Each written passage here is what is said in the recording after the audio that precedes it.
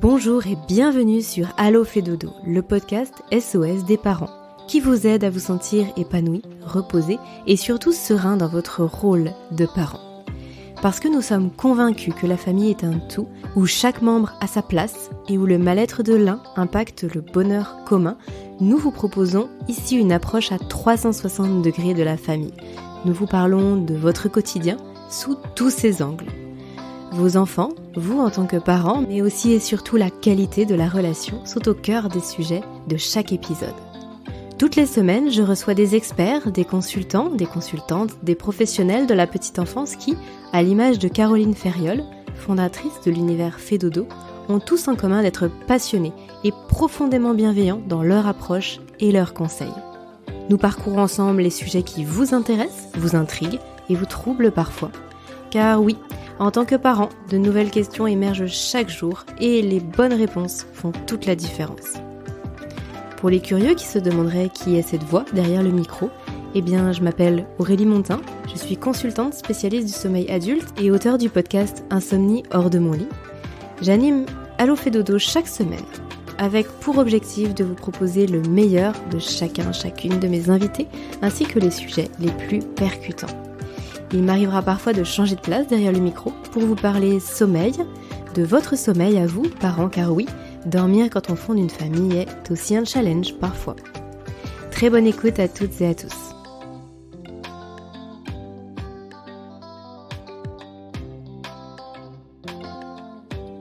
Bonjour Laurane. Bonjour Aurélie. Laurane, c'est un vrai plaisir de te retrouver sur cet épisode d'Allo fait dodo. Bienvenue, c'est le premier épisode qu'on va enregistrer toutes les deux sur Allo fait dodo, mais il y en aura plein d'autres. Laurane, tu vas nous parler de façon générale d'éducation. Oui. Aujourd'hui, on va faire un point sur l'éducation, souplesse ou fermeté. Tu vas nous parler un petit peu de ce concept d'éducation bienveillante, d'éducation positive et puis finalement plein de choses qui se cachent derrière. Avant de rentrer dans le vif du sujet, comme d'habitude, je vais te demander de te présenter et puis de nous parler un petit peu de ton parcours, de ce que tu fais aujourd'hui et de tes multiples casquettes. Bien sûr. Alors, donc, je suis Laurane, je suis responsable de la branche éducation positive chez Fait Dodo. Et mon autre casquette, c'est une casquette d'enseignante. Je suis enseignante en lycée, enseignante de chinois. Et j'ai commencé, moi, mon parcours dans l'éducation en Chine. J'ai commencé à enseigner le français à des jeunes qui avaient à des élèves qui avaient entre 16 et 60 ans. Donc, un public assez varié. Et en Chine, j'ai découvert une relation entre professeurs et élèves que je n'avais jamais connue avant. C'est-à-dire qu'en fait, il y a un rapport extrêmement chaleureux entre l'enseignant et le prof et les élèves, comme si les élèves attendaient le prof avec plaisir et comme si l'enseignant arrivait comme nous tous enseignants, quand on débute en France, évidemment que dans notre tête, il y a l'idée du plaisir d'aller transmettre, de la joie d'aller à la rencontre de nouveaux élèves. Mais très vite en France, on est confronté à une ambiance très froide, une ambiance un peu guerrière. C'est-à-dire comme s'il y avait deux fronts. Il y a le front des enseignants et puis il y a le front des élèves. Et en Chine, j'ai pas du tout constater ça. Et je venais d'une famille où il y avait les enseignants et je savais quelque part que j'allais peut-être enseigner en France, et quand j'ai pris la décision d'enseigner en France, je me suis promis de ramener cette ambiance-là dans mes salles de classe. Je savais que ça allait être difficile. Pour te donner un exemple, quand j'ai ma première année d'enseignement en France,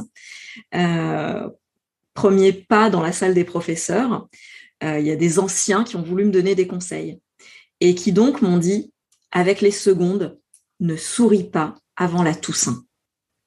Oui, c'est dur quand même. C'est terrible. J'ai trouvé cette phrase mais absolument glaçante. Et en fait, j'ai pris le contre-pied et moi j'ai décidé d'essayer de ramener cette ambiance que j'avais trouvée en Chine. Et pour moi, cette ambiance-là, elle était liée à un rapport qui ne repose pas sur la domination. Alors, ce qui n'est pas tout à fait vrai quand on creuse vraiment l'éducation en Chine, mais en tout cas, de ce que moi j'avais vécu. C'était ça l'essentiel. Je voulais pas créer ce rapport de peur. Je voulais pas que les élèves aient peur de moi. Je voulais qu'ils me respectent parce que je les respecte aussi. Et je voulais que moi être la garante de la sécurité dans la classe, de la fluidité des enseignements, de la cohésion du groupe.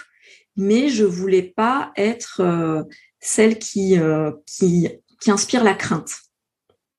Et donc j'ai fait ce pari-là. Et puis ça fait 15 ans et ça marche toujours. Et je souris tout le temps, beaucoup. Et je dois dire que je n'ai jamais eu à mettre de punition. Ou alors j'ai dû le faire ma première année de stage et j'ai constaté que c'était pas plus efficace qu'autre chose. Et puis ensuite je suis devenue maman. Et en fait, troisième casquette alors. Ouais, troisième casquette. Et comme je suis très curieuse et que je savais que j'avais une manière d'aborder l'enseignement qui était un peu particulière. Et je me suis dit que dans ma manière d'aborder la maternité, je voulais aussi je voulais pas ce rapport de domination qu'on voit assez fréquemment en France. Et donc j'ai lu énormément. Et puis mon fils est né. Ça fait une belle répétition ça. Et en fait, il a eu un reflux, il a eu un RGO. Donc ça a été une première année extrêmement difficile. On devait le porter tout le temps. Et puis on ne savait pas ce qu'il avait. Les 3 premiers mois, on n'a pas compris. Donc c'était un bébé qui pleurait énormément, qu'on avait tout le temps dans les bras. Et donc comme tous les parents qui ont vécu ça, on a eu beaucoup de réflexions autour de nous, que ce soit de notre entourage, du milieu médical, qui sous-entendait que il fallait peut-être un peu le lâcher ce bébé.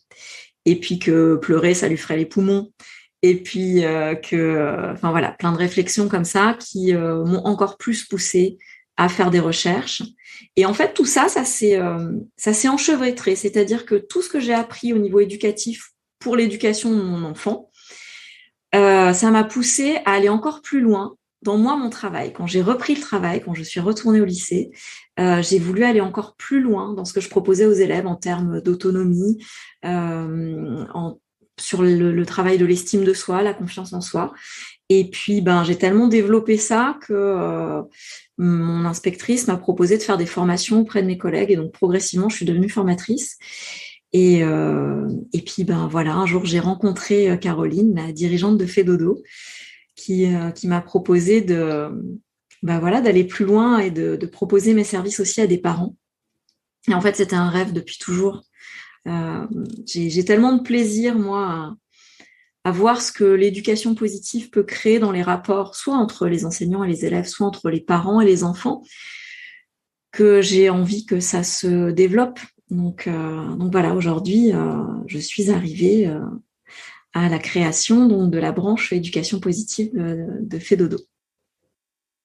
Donc la marque Happy Nanny.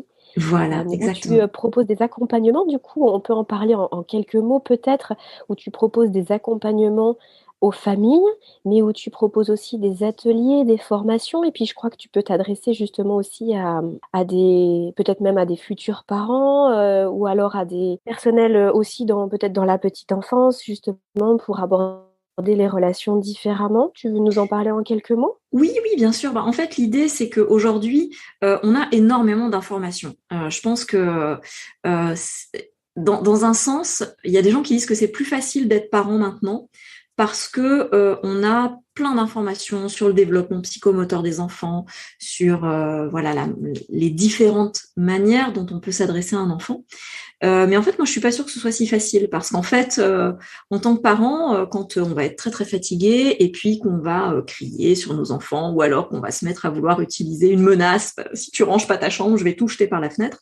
Ce qui peut arriver quand on est fatigué, on est à bout, on n'a pas de ressources, on n'a pas d'idées.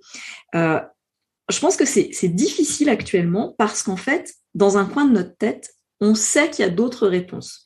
Et l'éducation positive se répand tellement que dans un coin de notre tête, il y a un peu comme un petit diable qui nous dit c'est pas bien ce que tu fais. Et ça, c'est très culpabilisant, très inquiétant pour les parents. Et souvent, en fait, on n'a pas d'autre idée. Et c'est simplement parce qu'on n'a pas d'autre idée qu'on ne sait pas comment faire autrement. Et donc, moi mon envie, c'est de pouvoir proposer soit de la prévention, c'est-à-dire effectivement pour des futurs parents. Je trouve que on se prépare à l'accouchement. Je trouverais ça extrêmement logique de se préparer à la parentalité. Alors moi, mon idée justement, c'est pas de faire tout d'un bloc. Alors si les parents ont envie de le faire, je propose une formation globale, mais on peut se préparer avant la naissance et puis avant les 6-7 mois de l'enfant, le moment où l'enfant va commencer à se retourner, à bouger un peu plus, le moment où justement, peut-être le change va être un peu plus compliqué. Et puis après, on peut se former à nouveau un petit peu avant la marche, parce qu'au moment de la marche, il va se jouer plein de choses, parce que l'enfant va aller explorer son environnement. Ça peut être un moment qui peut être merveilleux, parce qu'on va voir son enfant arriver à hauteur de certains objets, découvrir des choses. C'est des moments très rigolos et assez...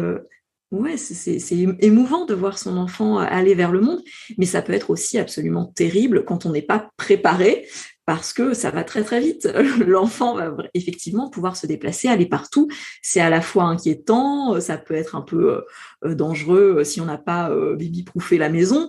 Et puis c'est là où on va être un peu bousculé aussi dans nos habitudes de parents, parce que jusque-là, notre enfant, on l'avait contre nous, c'était un petit bébé qu'on portait, et puis là, il va pouvoir aller toucher à tout. Et si on n'est pas prêt, ça peut être difficile. Donc voilà, moi, mon idée, c'est de faire des formations un peu à tous les âges. Et puis ensuite, je propose des consultations ponctuelles pour les gens, soit qui ont fait un suivi avec Happy Nanny, soit on va rencontrer un souci du genre mon enfant a tapé un autre enfant, ou mon enfant me mord, il ne tient pas en place à table. Voilà, pas un souci global, mais un petit truc pour lequel on n'a pas d'idée, on ne sait pas comment faire. Et puis sinon, je propose des suivis donc plus conséquents, où là, je vais accompagner les parents sur, en général, un mois. Je vais vraiment être main dans la main avec eux pour les aider à trouver de nouveaux réflexes, de nouvelles habitudes. Voilà.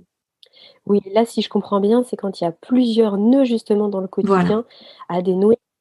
Ça se joue sur un ensemble et que c'est pas juste un petit point à explorer, mais que finalement, c'est presque l'ensemble de la relation qui est vraiment en difficulté, la relation parent-enfant qui est en difficulté. Et du coup, tu vas amener, toi, beaucoup de ressources et puis beaucoup d'énergie aussi aux parents pour peut-être réinventer un petit peu cette relation qui était un petit peu bancale sous certains aspects. OK, Laurane, du coup, aujourd'hui, je te propose qu'on commence par un terme que tu as utilisé, à savoir éducation positive. Alors éducation positive, soit, les gens se disent, «Ah oui, c'est vrai, j'en ai entendu parler, c'est génial, c'est» voilà, soit: «Oh non, c'est un truc, c'est à la mode», soit, c'est je sais pas trop ce que c'est. On peut entendre aussi le terme d'éducation bienveillante. Finalement, j'ai l'impression qu'il y a plein de choses qui se cachent derrière ces mots-là et moi, j'aimerais bien que tu nous décrives, que tu nous détailles, hem ton approche et ce que ça veut dire pour toi et en tout cas, quelle valeur il y a derrière finalement, ces termes-là? Comment toi tu te positionnes? Oui, bien sûr. La première chose, ça va être un peu contradictoire, mais je n'aime pas trop les termes éducation positive ou bienveillante, parce que je trouve qu'ils sont un peu excluants. C'est-à-dire qu'un parent qui, par la suite, quand je vais définir un petit peu ce que c'est que l'éducation positive, et s'il se dit ah ben moi je fais pas ça, est-ce qu'il doit en déduire qu'il n'est pas positif, qu'il n'est pas bienveillant? Et moi, je trouve que non. En fait, la plupart des parents, sauf cas de maltraitance, ils sont dans une bonne intention pour leur enfant. La plupart des parents veulent que leurs enfants se développent bien, grandissent bien et sont bien intentionnés. Du coup, je trouve que ces termes-là sont pas tout à fait adaptés. Mais bon, si on va regarder ce qu'il y a derrière, l'éducation positive ou bienveillante, elle se définit d'abord en opposition avec une éducation qui utiliserait la contrainte, la domination, tout ce qui a été défini comme violence éducative ordinaire. Ça peut être les humiliations, les insultes, la moquerie, ou alors la négation des sentiments, le chantage, les punitions. Donc tout ça, ce sont ce qu'on appelle la violence éducative ordinaire. Et l'éducation Quand tu positive, dis, oui. excuse-moi Laura, quand tu dis qui a été défini comme violence éducative ordinaire, défini par qui? Par un organisme? Quand? Alors, il y a un observatoire des violences éducatives ordinaires qui, justement, a voulu définir et puis prévenir Et depuis peu, la France s'est dotée d'une loi, la fameuse loi contre la fessée, mais qui en fait est une loi contre les violences éducatives ordinaires. L'OMS D'accord. aussi parle des violences éducatives ordinaires. C'est un terme qui est de plus en plus répandu, qui peut faire un petit peu peur aux parents quand on donne sa définition, quand on dit que les punitions, que mettre au coin, c'est une violence éducative ordinaire. Ça peut être étrange pour un parent qui pratique ça et qui entend le mot violence. Parce que ce parent-là va se dire, mais moi, je ne suis pas violent avec mon enfant. La violence, pour nous, ça répond à quelque chose de type de taper un enfant. En fait, ce terme-là a été choisi pour justement éveiller les consciences, pour choquer un petit peu, pour que les gens se disent, OK, ça fait partie de la violence éducative ordinaire. Bon, donc je vais me questionner, je vais essayer de ne plus l'utiliser. Moi, je le vois comme ça. Mais effectivement, ça peut être un peu culpabilisant pour des parents. Donc, il faut réussir à prendre du recul quand on va vous dire, bah voilà, telle chose et telle chose, c'est de la violence éducative ordinaire. On n'est pas en train de vous dire, ouh, vous êtes violent, c'est grave. On est en train de vous, enfin, de mon point de vue, on vous propose de prendre conscience et après d'essayer de changer ça. D'accord. Donc là, quand tu parles de violence éducative ordinaire, est-ce qu'on rattache ça à ce qu'on pouvait appeler éducation, enfin ce qu'on peut appeler aujourd'hui éducation traditionnelle, en opposition avec l'éducation dite positive? On oppose les 2 de Oui, complètement. En façon, fait, c'est assez si clair que c'est ouais. opposé? Ouais. Oui, si on regarde en France ce qu'on peut appeler l'éducation traditionnelle, en fait, c'est l'éducation la plus répandue. Il y a 85% des parents qui répondent avoir déjà utilisé la fessée avec leurs enfants. Très souvent, ça se fait avant l'âge de 2 ans.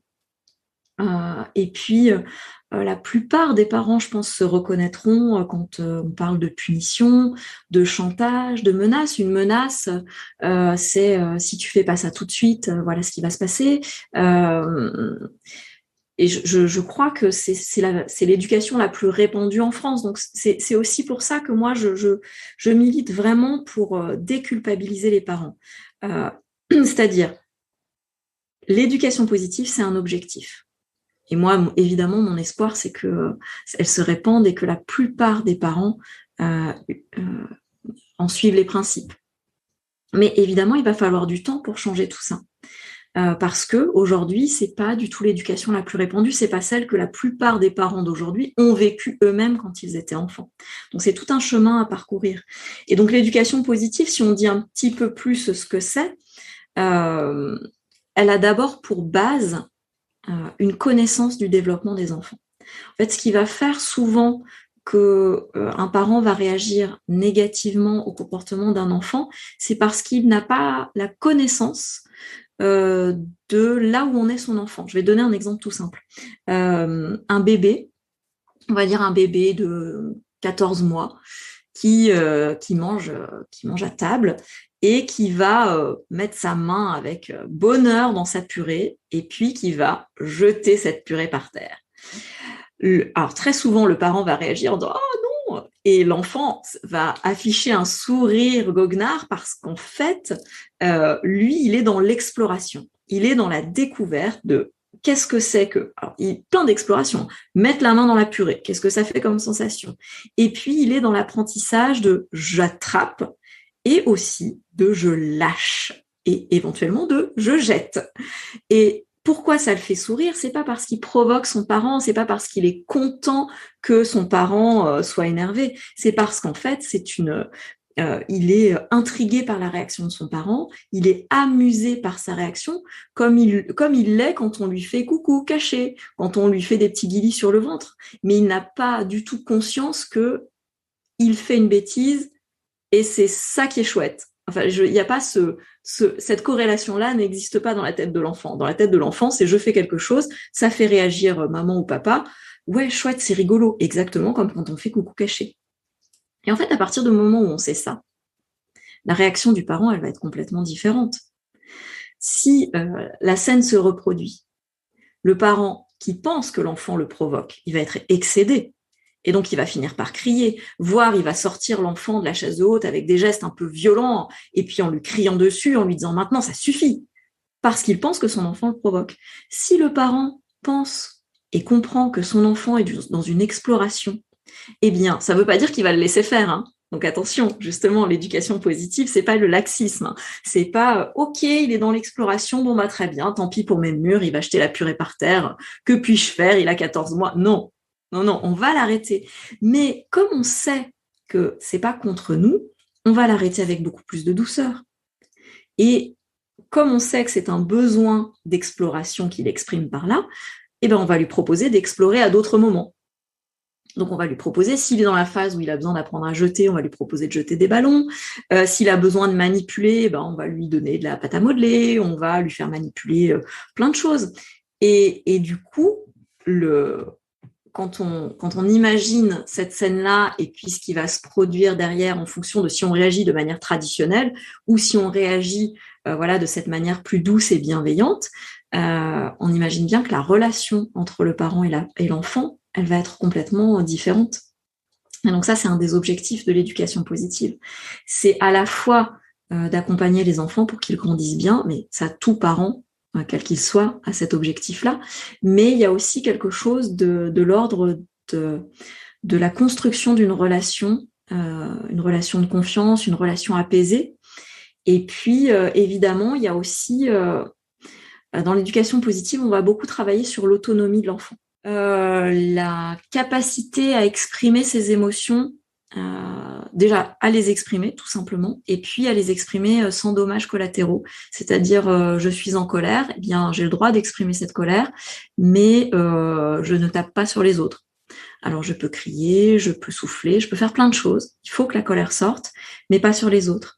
Dans l'éducation positive, on a aussi comme objectif d'apprendre aux enfants à réparer leurs erreurs, apprendre que l'erreur, c'est un outil précieux et que si on apprend à la réparer, finalement, elle va être un outil plutôt qu'un obstacle ou plutôt que quelque chose de grave.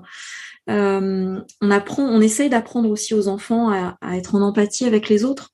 Et je crois que tout ça, en fait, si on se pose la question de ce que c'est que l'éducation positive, c'est un idéal, évidemment. Ce sont des objectifs pour les relations entre les parents et les enfants. Mais je crois que c'est aussi un projet, au-delà de ça, un projet de relation sociale.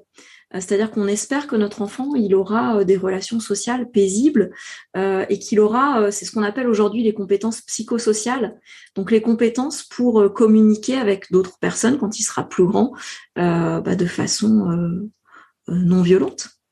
Donc là, effectivement, Laurane, si je résume bien, tu m'arrêtes si je me trompe. Toi, le terme d'éducation positive, il ne te plaît pas beaucoup, mais c'est une question plutôt de mots utilisés. Par contre, bien sûr que tu embrasses toutes les valeurs qu'il y a derrière, et c'est pour ça que tu portes toute cette marque aujourd'hui à Pinani et que tu œuvres en ce sens. Justement, est-ce que tu peux nous en dire un tout petit peu plus sur les valeurs à partager pour embrasser ce chemin éducatif? Là, tu nous as parlé de vouloir que son enfant soit autonome, de comprendre aussi ses phases de développement. Ça, ce sont des valeurs, propres finalement à chaque famille. Peut-être que certaines familles se sentent moins concernées par ce genre de choses. Mais en tout cas, c'est sûr que pour tendre vers cette éducation, il faut partager certaines valeurs. Sinon, ça ne peut pas fonctionner. C'est bien ça? Oui, c'est exactement ça.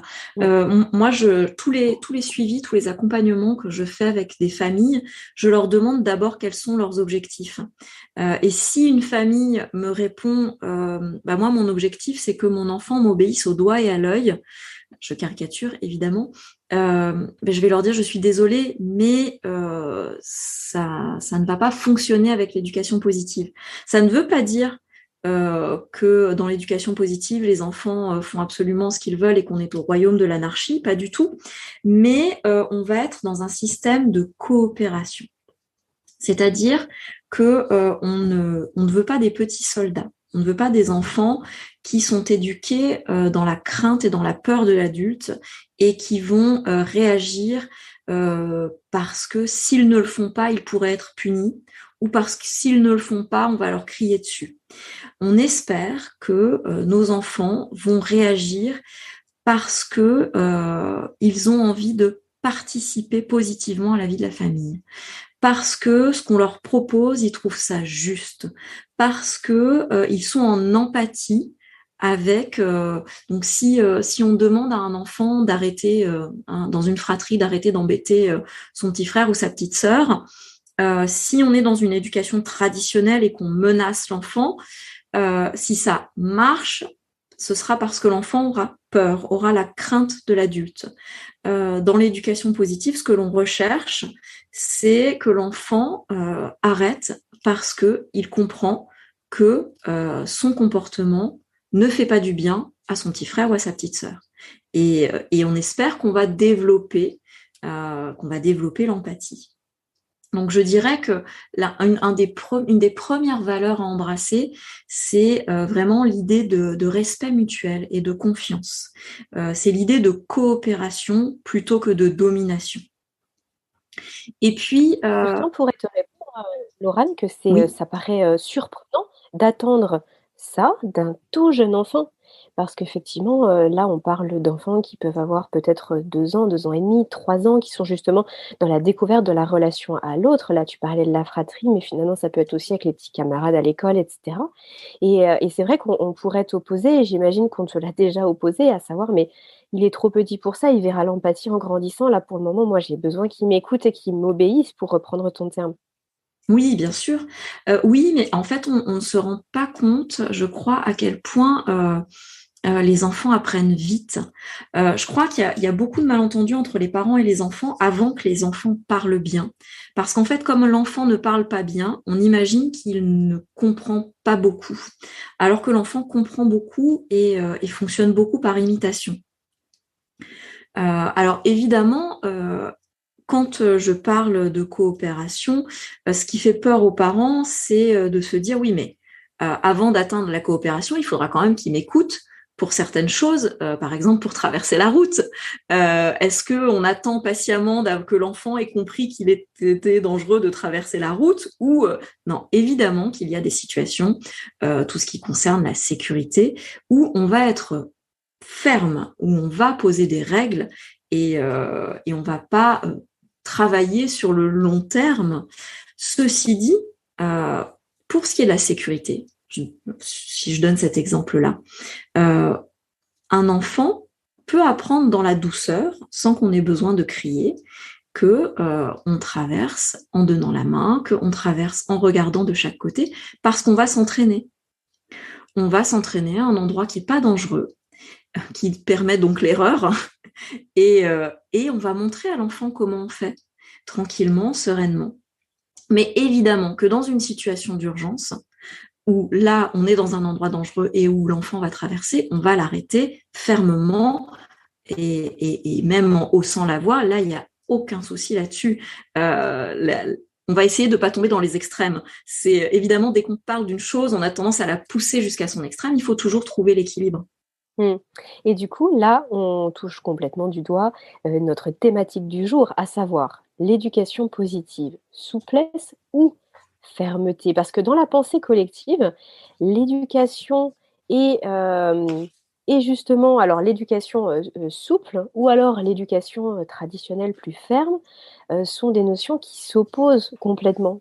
Comment toi tu les réunis? Parce que j'ai l'impression que c'est ce que tu fais. J'ai l'impression que finalement tu les réunis selon les situations et puis surtout de par le discours. Oui, complètement. Pour moi, ce ne sont pas des choses qui s'opposent.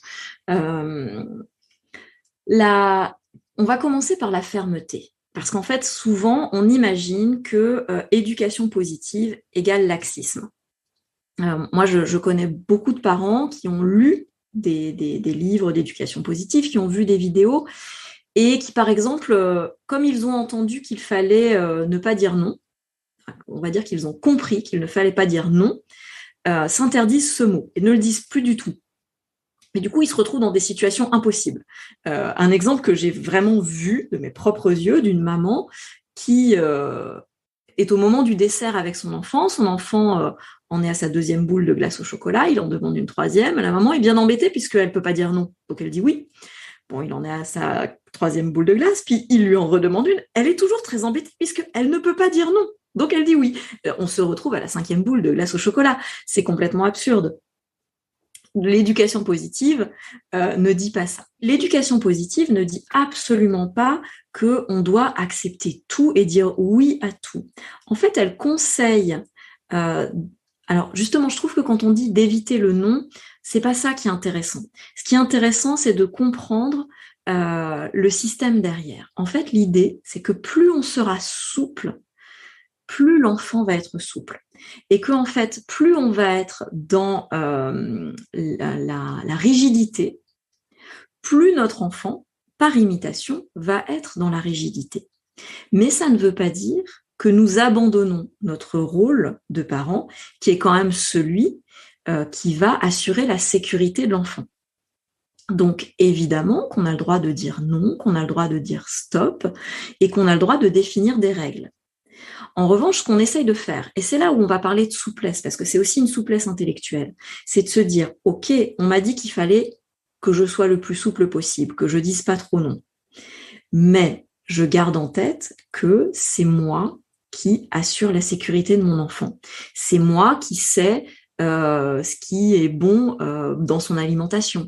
C'est moi qui sais qu'il faut aller se coucher à telle heure parce que sinon on est fatigué. L'enfant, tout ça, il ne le sait pas.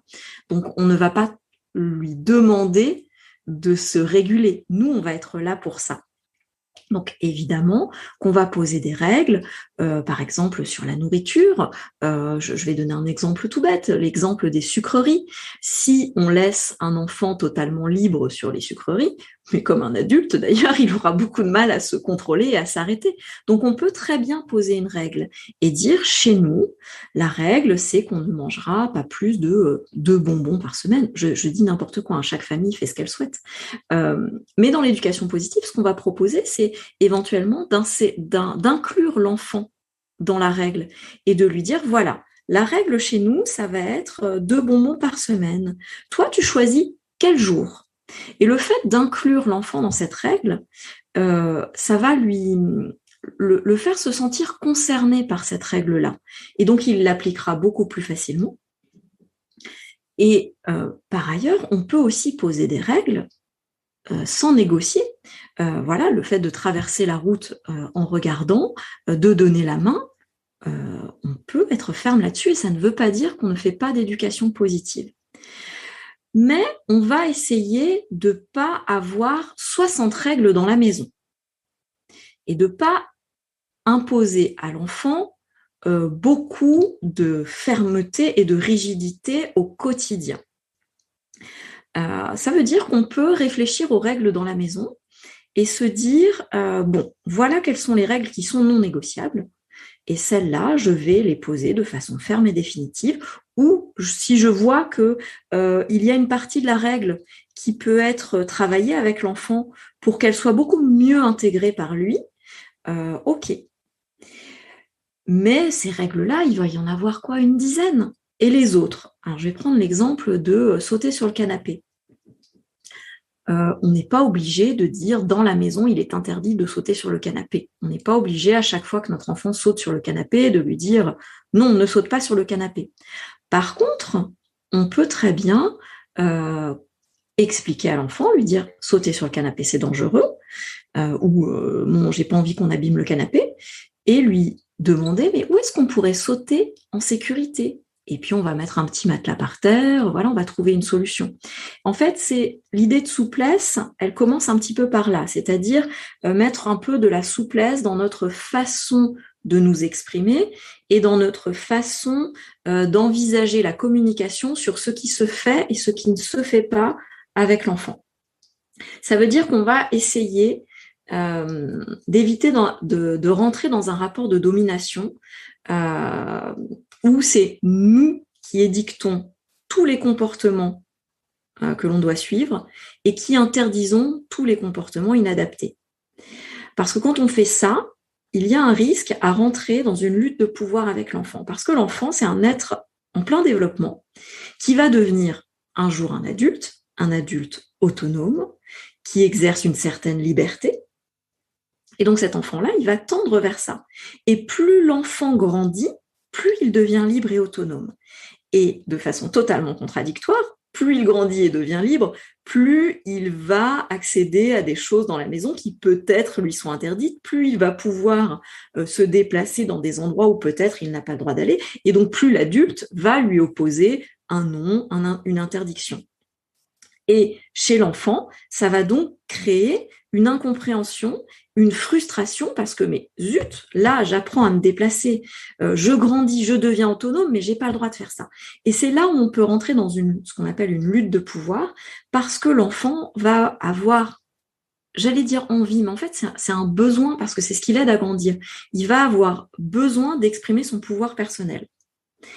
Et si nous, adultes, en face, on continue à opposer un non, à opposer des interdictions toute la journée, et c'est ce qui arrive en général aux alentours des 2-3 ans, c'est ce qu'on appelle le terrible two, c'est le moment où l'adulte, face à cet enfant qui veut faire plein de choses qui peuvent être dangereuses, qui peuvent être inadaptées, l'adulte va construire des murs de non, de interdits, de ne fais pas ci, ne fais pas ça, et l'enfant, lui, il va être enfermé dans cette coquille qui va avoir envie d'exploser et on va avoir des conflits terribles entre enfants et parents. Donc, l'idée de la souplesse, c'est de se dire, ok, je vais essayer d'éviter au maximum de rentrer dans des luttes de pouvoir. Mais je n'abandonne pas mon rôle d'adulte, mon rôle de parent, et j'aimerais que mon enfant intériorise les règles qui vont lui permettre de vivre dans ma maison, de vivre à l'école, de vivre avec les autres, sans déborder de toutes parts et sans faire n'importe quoi. Et donc, pour ça, on a plein d'outils en éducation positive qui vont permettre d'aider l'enfant à intérioriser toutes ces règles. Alors évidemment, quand on parle d'outils, ce ne sont pas des recettes. Un enfant, c'est pas un ordinateur, on met un programme informatique et puis ça marche. Moi, j'aime bien parler d'outils au pluriel et de dire que chaque outil va être différent pour chaque enfant et aussi pour chaque situation. C'est-à-dire qu'on va essayer quelque chose avec un enfant, ça va marcher un jour, puis ça va pas marcher l'autre jour. Parce que, un enfant, c'est pas un robot. Donc, on va avoir plein de recettes. Et puis, certaines vont marcher, d'autres pas. Certaines vont marcher à certains moments ou pas d'autres. Je vais donner l'exemple de la poussette. Quand l'enfant... Oui. Est-ce qu'avant de rentrer dans les outils et l'exemple de la poussette, est-ce qu'on peut simplement, à la lumière de tout ce que tu viens de nous dire, se faire un petit récapitulatif? Alors, si je te suis bien, finalement, cette nuance entre souplesse et fermeté, elle est à la fois dans les mots qu'on va utiliser. C'est-à-dire que quand on dit ne pas dire non, ça veut dire peut-être ne pas prononcer le mot non 50 000 fois par jour, mais ça ne veut pas dire que derrière, il n'y a pas la limite, c'est juste qu'on va l'exprimer différemment ou qu'on va peut-être essayer d'orienter l'enfant différemment pour qu'il comprenne de lui-même que là, la limite, elle est là, sans avoir besoin de verbaliser ce non qu'il entend déjà X fois par jour. Et puis, ça va être aussi peut-être dans le fait donc si j'ai bien compris, de repousser un petit peu le cadre qu'on pourrait lui mettre. Plutôt que l'enfant il soit dans un cadre où il n'a pas le droit de bouger une oreille, une main, un pied, finalement, on va étendre un petit peu ce cadre-là. Il aura plus de liberté à l'intérieur, mais par contre, il y aura quand même le cadre. Et c'est en ça que ça se distingue de ce que tu nommais laxisme, à savoir que l'enfant, il va se retrouver avec des règles de la maison, comme tu évoquais, avec des limites, etc. Mais par contre, à l'intérieur de ça, il y aura plus de souplesse et il aura plus cette fameuse autonomie dont il a besoin pour bien grandir. Oui, c'est ça, c'est qu'on va considérer les besoins de l'enfant. L'enfant, il a besoin d'autonomie pour grandir. Si on veut qu'un jour notre enfant s'habille tout seul, il faut le laisser explorer comment mettre ses habits. Et donc, effectivement, l'enfant qui commence à marcher, lâché dans une maison, il va vouloir aller ouvrir les placards, il va vouloir aller explorer. Donc, effectivement, on a le choix, on peut très bien lui dire non toute la journée. Non pas ce placard, non pas les escaliers, non pas le poêle, non pas la fenêtre. On peut faire ça toute la journée.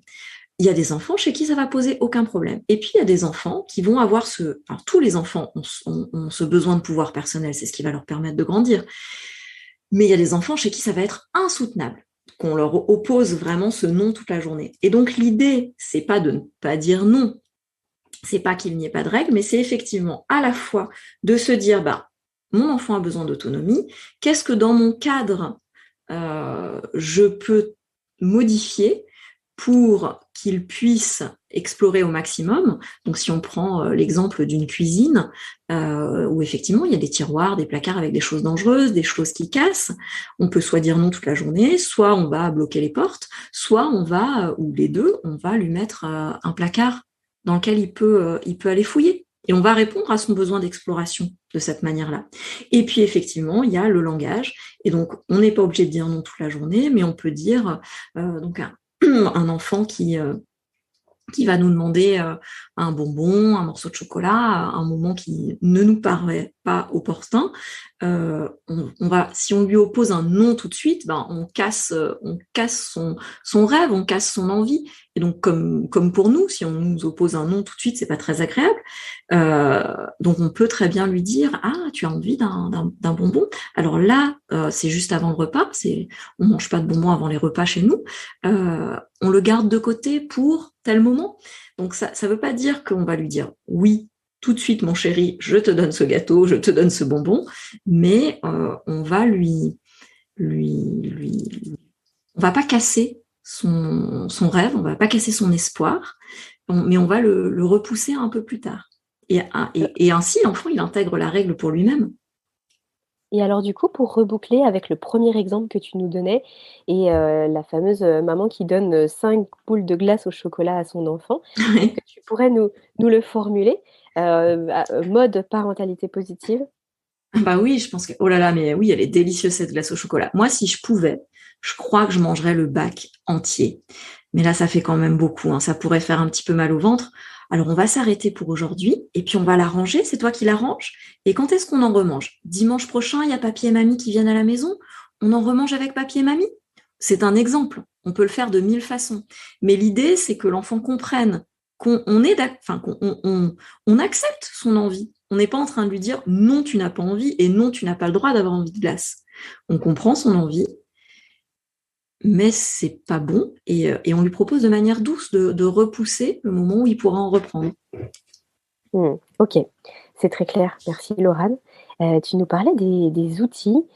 Tu voulais nous expliquer justement qu'il y avait différents outils qu'on allait pouvoir utiliser au fur et à mesure presque de la journée, mais surtout au fur et à mesure du fait que l'enfant grandisse. Il y a des choses qui fonctionnent, tu nous expliquais, puis à un moment donné, puis après ça ne fonctionne plus, ou alors ça refonctionnera finalement dans un mois ou sous une forme différente. Tu veux aller un petit peu plus loin là-dessus? Oui, bien sûr. Alors, je vais prendre un exemple du quotidien. Vraiment, c'est le change. Quand on a un petit bébé, au début, le change, c'est merveilleux. C'est la découverte du corps de notre enfant, on lui fait des petits guilis sur le ventre, on n'a encore jamais fait ça, on découvre, c'est super. Et puis, vers 6-7 mois, alors chaque fois que je donne un âge, il est toujours très approximatif, ça dépend des enfants. Donc, on va dire à partir du moment où l'enfant commence à se retourner, il peut y avoir les premiers malentendus parents-enfants, les premiers petits conflits. Parce que l'enfant va vouloir bouger, le parent veut essayer de mettre la couche, et puis là, le parent, ça fait 6-7 mois qu'il met des couches, c'est un peu moins merveilleux, il est un peu plus dans la routine. Et du coup, on va peut-être aboutir à un moment où le parent va un peu contraindre son enfant, il va un peu lui mettre la couche en le forçant, et puis l'enfant va pas trouver ça très agréable, et du coup, la fois d'après, il va bouger encore plus, et donc on est dans un cercle vicieux. Donc à ce moment-là, un outil qu'on peut utiliser, c'est de mettre de changer si on a un petit mobile dans sa salle de bain ou là où on change son enfant, on change le mobile parce que ça va l'intéresser au mobile. On peut lui donner un objet à manipuler dans les mains. À cet âge-là, ça va très bien passer. Et puis, aux alentours de l'âge de la marche, l'enfant n'en aura absolument plus rien à faire de regarder un mobile au-dessus de sa tête. Manipuler un objet, ça ne l'intéressera pas. Ce qui l'intéresse, c'est d'être debout. C'est de tester cette position, de tester de pouvoir marcher. Et donc, à cet âge-là, le change, on peut le proposer debout. Et évidemment, on va se dire, oui, mais debout, mais alors l'enfant va vouloir courir. Donc, on peut lui proposer à ce moment-là de regarder une petite affiche dans la salle de bain. On peut, alors on va s'adapter. Les objets qu'on lui proposait avant, qu'on lui mettait dans la main quand il était allongé, eh bien en fait, on va les mettre à sa hauteur sur une étagère. Et puis ça, peut-être que ça marchera plus quand il va vers, vers 2 ans. ça marchera plus parce qu'on l'aura fait pendant un petit moment. Et bien là, pourquoi pas, on va le rendre autonome sur cet acte-là. On va lui proposer que ce soit lui qui enlève la couche, que ce soit lui qui se nettoie avec le coton, ou alors on va avoir une conversation super intéressante au moment du change avec lui sur la couleur des voitures qu'on a vues dans la rue, sur les papillons. Enfin, tout ça pour vous dire qu'on a plein d'outils pour éviter d'être dans la contrainte, mais que ces outils-là, eh bien, effectivement, il va falloir les varier parce que l'enfant est un être en développement et qui change à chaque minute, à chaque seconde. Et donc, c'est à nous de nous adapter. Oui, parce qu'effectivement, sinon le change, ça peut devenir un véritable enfer. En plus, comme on change son enfant plusieurs fois par jour quand il ne veut plus être changé, en tout cas, comme tu l'évoquais là, dans la position dans laquelle on avait l'habitude de le changer, qu'il bat des pieds, des mains, qu'il veut se retourner pendant les 10 minutes où on le change, finalement, ça prend pas 3 minutes comme avant, mais ça prend 30 minutes et ça devient vite l'enfer pour le parent. Donc là, tout ce que tu nous proposes, finalement, c'est finalement pour que ça se passe en douceur, que ça se passe le mieux possible, à la fois pour l'enfant, mais aussi pour le parent. Finalement, on gagne du temps en faisant ça et de Ah bah l'énergie. bien sûr, bien sûr. Et puis on voit que dans la relation entre le parent qui va contraindre l'enfant, qui va lui crier dessus parce que mais mince, on va être en retard et c'est bien normal. Le parent il est stressé, il a des horaires à respecter. Quand le parent va faire ça, l'enfant il va être stressé et puis ça va pas être un moment très agréable. Le parent va en ressortir énervé, l'enfant va en ressortir stressé. C'est bon pour personne. Alors que si on arrive par des petits jeux, par une adaptation, par de la souplesse, à faire en sorte que ce moment se passe bien, la relation entre le parent et l'enfant, je ne vais pas dire qu'elle est renforcée, mais en tout cas, elle n'est pas abîmée, il me semble. Mmh. Laurane, j'ai une question à te poser. Alors, je vais me faire un petit peu l'avocat du diable, dans le sens où moi, je suis extrêmement convaincue par tout ce que tu nous présentes là depuis tout à l'heure et j'adhère totalement à ton approche. Mais, il est vrai qu'on pourrait se dire: «Alors attends, on a, une éducation traditionnelle qui visiblement a marché depuis très longtemps». Que la plupart des parents appliquent. Et là, en fait, tu nous demandes, à nous en tant que parents, d'avoir une plus grande souplesse intellectuelle, d'avoir, souvent un peu plus de patience, de changer d'outil, X fois dans le mois parce que l'enfant il évolue. Finalement, on prend pas le chemin le plus court, le chemin le plus rapide, on peut avoir l'impression de ça. Mais pourquoi? Finalement, pourquoi se séparer de cette éducation traditionnelle pour aller vers l'éducation positive? Nous, d'un point de vue parent, on peut se dire, «Waouh, mais c'est dur». Alors, il y a plein de questions dans ta question, Oli. Alors, pourquoi je reviendrai d'abord aux valeurs qu'on a évoquées tout à l'heure. Si j'élève mon enfant sans le contraindre physiquement, si je l'élève sans lui faire de chantage, si je l'élève sans punition, si j'accueille ses émotions quand il en a. Moi, j'ai l'espoir que mon enfant, quand il sera dans la cour de l'école, il ne contraindra pas physiquement ses copains quand il veut un ballon. J'ai l'espoir qu'il parlera avec douceur à ses camarades. J'ai l'espoir que quand il verra quelqu'un exprimer ses émotions, eh bien, il sera dans l'empathie. Donc, je dirais qu'il y a d'abord ça. Il y a d'abord, en premier, un objectif à long terme. Mais effectivement, comme tu le dis, il y a des parents qui pourraient se dire oui, mais alors, tout ce que tu proposes là, ça n'a pas l'air facile. Et effectivement, l'éducation positive, c'est pas un coup de baguette magique, c'est pas le monde des bisounours, tout n'est pas simple. Et effectivement, ça demande voilà une souplesse intellectuelle, ça demande de trouver des outils, des solutions. Mais quand on voit la fatigue extrême dans laquelle la parentalité peut plonger les parents, quand on voit l'énervement, l'agacement, l'exaspération dans lequel on peut se retrouver le matin quand notre enfant n'est pas prêt. Voilà, les petites guerres du quotidien, quand on change un enfant qui bouge dans tous les sens, quand on veut le faire s'asseoir dans la poussette et qu'il ne veut pas. Tous ces moments-là, alors il y a certains parents qui ne les vivent pas. Parce qu'il faut quand même le dire, il y a des enfants qui ont un tempérament beaucoup plus apaisés que d'autres, qui vont se laisser déplacer de la poussette à la voiture très facilement. J'ai envie de dire, ces parents-là, quelle chance, profitez-en. Mais si vous voulez changer d'éducation, là, ce sera vraiment pour les objectifs à long terme dont j'ai parlé juste avant. Mais quand même, reconnaissons-le, je crois qu'il y a beaucoup de parents qui sont plutôt dans le « je suis épuisé, je n'en peux plus de ces guerres quotidiennes ». Et c'est lié aussi à une évolution de l'éducation de manière globale. C'est-à-dire que les êtres humains ont beaucoup évolué depuis ces dernières années, et notamment en termes d'éducation, quand on regarde ne serait-ce qu'en France, l'éducation avant les années 68, à l'école, les instituteurs, les enseignants étaient beaucoup plus stricts. Je rappelle qu'on tapait encore sur les doigts des enfants, on tirait les enfants par l'oreille pour les mettre au coin, il y avait le bonnet d'âne, enfin, il y avait quand même une éducation très, très stricte, même si ça c'était dans les faits, mais en réalité, dans ce qui était attendu d'un enseignant, dans les textes, il n'y avait pas du tout ça, c'était pas du tout ce qu'on préconisait. Mais en tout cas, c'était des pratiques assez répandues. Tout ça a disparu, et du coup, il y a eu une énorme évolution.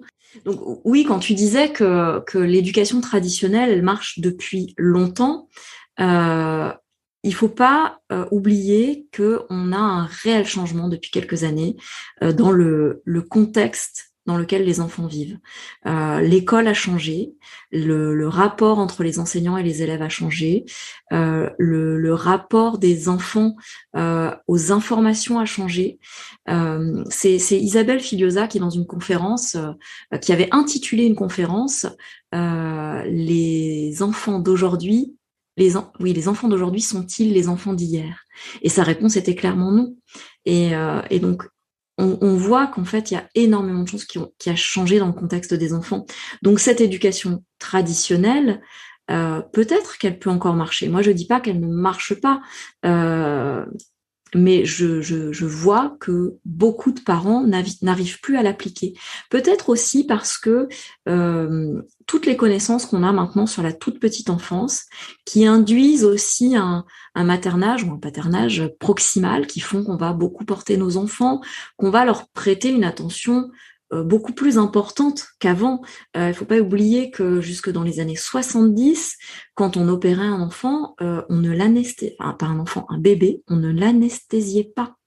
Donc on a vraiment des connaissances sur les enfants, sur les bébés qui ont énormément évolué, qui ont fait changer notre regard. Et donc forcément, parce qu'on pensait, je précise, parce qu'on pensait justement qu'ils ne ressentaient pas la oui, douleur. on Or, pensait qu'ils aujourd'hui, on n'avaient sait pas que mal. Mais c'est oui, ça. oui. Donc en fait, notre rapport aux enfants a complètement changé. Notre vision des enfants a complètement changé. Et donc, notre comportement avec nos enfants a complètement changé. Et aujourd'hui, avec le congé paternel qui vient d'être allongé, le rapport des deux parents avec l'enfant va encore évoluer. Et donc, je ne dis pas que l'éducation traditionnelle ne marche plus du tout. Mais en tout cas, elle marche un petit peu moins, ou en tout cas pour moins de personnes aujourd'hui. Et donc, effectivement, les techniques, les outils, la philosophie qu'il faut embrasser dans l'éducation positive ne sont pas évidentes, ne sont pas acquises d'emblée. Et peut-être qu'il va falloir se renseigner, peut-être qu'il va falloir apprendre, se remettre en question. Mais si on est dans une situation avec un enfant qui ne répond pas du tout à l'éducation traditionnelle et que notre quotidien est compliqué du matin au soir, que le matin pour s'habiller, c'est compliqué, que pour aller à table, c'est compliqué, sortir de table, c'est compliqué, se laver les dents, c'est compliqué. L'énergie qu'on va investir pour apprendre de nouvelles méthodes, ça sera rien comparé à l'énergie qu'on devra dépenser toute notre vie si on continue à appliquer une méthode qui ne fonctionne pas. Mais effectivement, si on est dans cette méthode traditionnelle et qu'elle fonctionne avec nos enfants et qu'on n'a pas de problème avec les valeurs qu'elles transmettent, effectivement, là, il ne faut pas changer. Mais si on est dans quelque chose qui, dans un quotidien qui est compliqué, qui est difficile, oui, le changement va nous demander un investissement en temps, Mais moi, je suis persuadée que cet investissement, il va pas durer très longtemps, en fait. Qu'on va devoir passer, si je prends l'exemple, je vais prendre l'exemple de la poussette. Il y a un moment, ça peut être l'âge de la marche, ça peut être un peu après, où l'enfant n'a plus du tout, mais plus du tout envie de monter dans la poussette. Et nous, parents, on est quand même très embêtés parce qu'on doit quand même se déplacer et que notre enfant n'a pas encore la même rapidité que nous pour se déplacer. On peut, avec différents outils, trouver des solutions pour que notre enfant se déplace à la rapidité dont nous avons besoin. Ça va nous demander un peu de souplesse. Ça va nous demander un peu de temps. Par exemple, on peut faire accepter à nouveau la poussette à un enfant en la rendant agréable. Ça va nous demander peut-être 3 semaines, 1 mois, où il va falloir qu'on prenne 10, 15 minutes de plus le matin pour ce passage-là. Mais après, les 6 prochains mois, ça va rouler. On peut aussi trouver d'autres moyens de se déplacer. Peut-être, on va proposer à l'enfant d'utiliser une draisienne. Ça va nous demander le temps de l'apprentissage. Voilà, peut-être qu'il va falloir investir 1 mois de notre temps à apprendre à notre enfant. Et je dis 1 mois, mais ça peut être 1 semaine. Et puis voilà, peut-être que ça va nécessiter peut-être 10 minutes de plus le matin. Mais que sont ces 10 minutes de plus pendant 1 semaine, 2 semaines, 1 mois, contre l'énervement, la fatigue, cette sensation d'être excédé le matin. Enfin, franchement, moi, j'échange tout de suite. Je ne sais pas ce que vous en pensez, mais... Oui, donc au final, l'éducation dite positive va venir comme une alternative, soit lorsque l'éducation traditionnelle, montre ses limites dans le foyer en question, parce qu'on n'y arrive plus, on est excédé, ça nous demande trop d'énergie et puis comme tu disais au tout début de notre échange, on n'a plus d'idées, on ne sait plus comment faire finalement et on n'a plus d'outils, plus de ressources. Soit parce que, les valeurs qu'il y a derrière l'éducation traditionnelle ne nous correspondent plus et qu'on cherche autre chose. Donc ça va être cette alternative-là. Et du coup, tu as déjà, pas mal répondu à la question que je m'apprêtais à te poser, mais on peut peut-être revenir dessus un tout petit peu, c'est qu'est-ce qui doit alerter les parents? Parce que malgré tout, dans notre entourage, lorsqu'on rencontre des difficultés avec son enfant en fonction de l'âge, de son évolution, dans notre entourage, on peut très vite entendre: «Ah mais c'est une phase, ça va passer». Et d'ailleurs, pour la petite histoire, c'est aussi une question qu'on se posait avec, Myriam. Myriam donc qui porte, la marque Madame Miam dans l'univers Fedodo, autour de l'alimentation pédiatrique et parfois des troubles de l'oralité. Et on se posait cette même question, à savoir mais, on entend toujours: «Ah mais c'est une phase, ça va passer, laisse faire» et cetera. Qu'est-ce que toi tu nous dis par rapport à ça? Qu'est-ce qui doit alerter les parents de se dire: «Non mais là je suis dans une impasse»? À un moment donné, quand est-ce qu'on s'autorise en tant que parent à se dire, «Non, là stop»? Moi, je dirais que c'est vraiment en premier lieu le ressenti des parents. C'est-à-dire si je me sens découragée, euh, dépassée, si si je me dis je n'en peux plus. En fait, pour moi c'est ça l'alerte, parce que si par exemple on sent que l'ambiance à la maison, c'est pas celle qu'on voudrait, qu'on est toujours tendu, qu'on est toujours dans le conflit. Ou alors, et alors là c'est un autre type d'alerte, mais si on sent que on va ou qu'on pratique les violences éducatives ordinaires.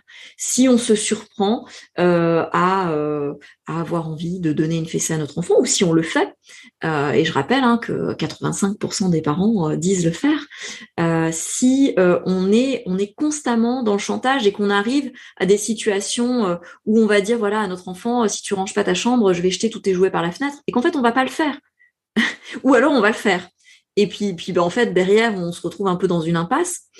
Voilà, c'est vraiment pour moi avant de regarder l'enfant et de se dire mon enfant a un comportement qui n'est pas normal entre guillemets, c'est d'abord moi parent, comment je me sens dans mon éducation. Et si je ne me sens pas bien, si je sens que que je n'ai pas d'idées, que je n'ai pas de ressources, que je suis épuisée ou que je vais utiliser des outils éducatifs qui ne me correspondent, mais au fond, pas du tout, eh bien là, effectivement, pour moi, c'est une alerte. Mmh. Et donc, on est d'accord que, c'est une phase, ça va passer. C'est surtout un nœud qui se serre de plus en plus. Ouais, bah oui. Si on parle, par exemple, de la violence, on va avoir des enfants qui vont être dans une colère énorme. Ça peut arriver vers 5-6 ans et qui vont, qui vont taper leurs parents, qui vont rentrer dans un cycle de provocation verbale avec parfois des insultes. En fait, souvent, ça peut être le symptôme. C'est le sommet de l'iceberg qui dépasse. Ça peut être un enfant qui dans sa relation avec son parent, il y a quelque chose qui ne va pas. Et donc ça, en général, c'est pas une phase, ça va pas passer. Si on est avec un petit au moment du terrible tout, là, le fameux moment où l'enfant dit non à tout, si nous, effectivement, on sent qu'on rentre dans un cycle de c'est moi qui vais dominer, c'est moi qui vais avoir le dernier mot, et puis en face de nous, on a un enfant qui continue à dire non à tout, il y a des chances qu'effectivement ça passe pas et puis que ça augmente. Au contraire on a un enfant qui effectivement va être dans la phase du non et qui va dire non à tout, mais en face, on a un parent qui est souple, qui est serein, qui trouve des astuces. Là, ça va passer. Oui, ça va passer. Donc c'est pour ça que moi je me pose plutôt du côté du ressenti du parent plutôt que du comportement des enfants, parce que je rappelle que en éducation positive, on n'est pas dans la thérapie, on n'est pas dans les problèmes comportementaux des enfants. On est vraiment dans la réponse éducative apportée par les parents et dans la création d'une communication familiale. Alors c'est super Laurane que tu termines sur le terme de communication parce que ça va être notre prochain sujet, la communication justement au sein de la famille. Tu avais très envie de nous parler de l'art de la conversation au sein de la famille entre parents et enfants. Alors je te propose qu'on s'arrête ici pour aujourd'hui et puis qu'on se fasse un épisode dédié à cette communication qui est des fois parfois tellement difficile entre adultes, qui est parfois tellement difficile entre adultes et enfants, et tu as plein de choses à nous dire par rapport à ça et plein de conseils à donner. Avec grand plaisir. Voilà, on se donne rendez-vous pour un prochain épisode. Du coup, pour conclure, Laurane, où est-ce qu'on te retrouve aujourd'hui? Comment on te contacte? Donc, on peut me contacter par mail, laurane@happynanny.fr. On peut nous retrouver sur Facebook, sur Instagram, et puis évidemment, il y a le site happynanny.fr. Donc, Happy Nanny, je précise, comme Happy Nanny, donc avec un H, H-A-2-P-Y, N-A-2-N-Y. De toute façon, je mettrai bien sûr tous les liens dans la description de cet épisode. Laurane, je te remercie infiniment. Pour conclure, je voudrais simplement que tu nous dises en 3 mots, quelles sont tes valeurs? Qu'est-ce qui te décrit le mieux?